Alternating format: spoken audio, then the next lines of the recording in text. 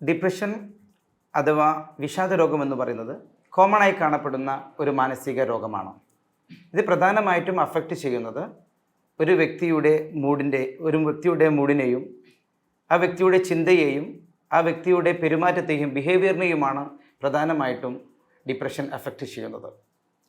ഇതിൻ്റെ ഫലമായിക്കൊണ്ട് തന്നെ ആ വ്യക്തിയിൽ ഇൻറ്റൻസീവായിട്ടുള്ള വിഷാദം അഥവാ ദുഃഖമുണ്ടാവുകയും സാഡ്നെസ് ഉണ്ടാവുകയും അതേപോലെ തന്നെ ലോസ് ഓഫ് ഇൻട്രസ്റ്റ്, ഒന്നിനോടും തന്നെ താല്പര്യമില്ലാത്ത അവസ്ഥ ഉണ്ടാവുകയും ഹോപ്പ്ലെസ്നെസ്, ഒരു പ്രതീക്ഷ ഇല്ലാത്ത അവസ്ഥ ഉണ്ടാവുകയും ഹെൽപ്ലെസ്നെസ്, ഞാൻ നിസ്സഹായാവസ്ഥനാണ് എന്നുള്ള ബോധമുണ്ടാവുകയും ചെയ്യുന്നു.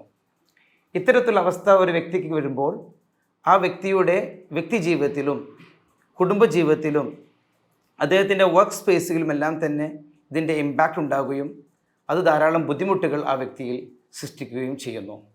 ഡിപ്രഷൻ പ്രധാനമായിട്ടും 4 കാരണങ്ങളാണ് നമ്മൾ പറയാറുള്ളത്. അതിൽ ഒന്ന് ബയോളജിക്കൽ റീസൺ. നമ്മുടെ ബ്രെയിനിലെ ന്യൂറോ ട്രാൻസ്മിറ്റേഴ്സ് ആയിട്ടുള്ള സെറട്ടോണിൻ്റെയും ഡോപ്പമിൻ്റെയും അളവിലുണ്ടാകുന്ന ഇംബാലൻസിങ്, അതിലുണ്ടാകുന്ന കുറവ് കാരണം ഡിപ്രഷൻ്റെ സിംറ്റം കാണിക്കാം.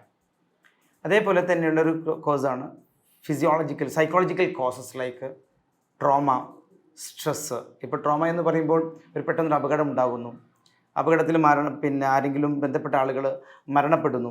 ഇത്തരത്തിലുള്ള അവസ്ഥ ഒരു വ്യക്തിക്ക് വരുമ്പോൾ ആ വ്യക്തിയുടെ വ്യക്തിജീവിതത്തിലും കുടുംബജീവിതത്തിലും അദ്ദേഹത്തിൻ്റെ വർക്ക് സ്പേസുകളുമെല്ലാം തന്നെ ഇതിൻ്റെ ഇമ്പാക്റ്റ് ഉണ്ടാവുകയും അത് ധാരാളം ബുദ്ധിമുട്ടുകൾ ആ വ്യക്തിയിൽ സൃഷ്ടിക്കുകയും ചെയ്യുന്നു.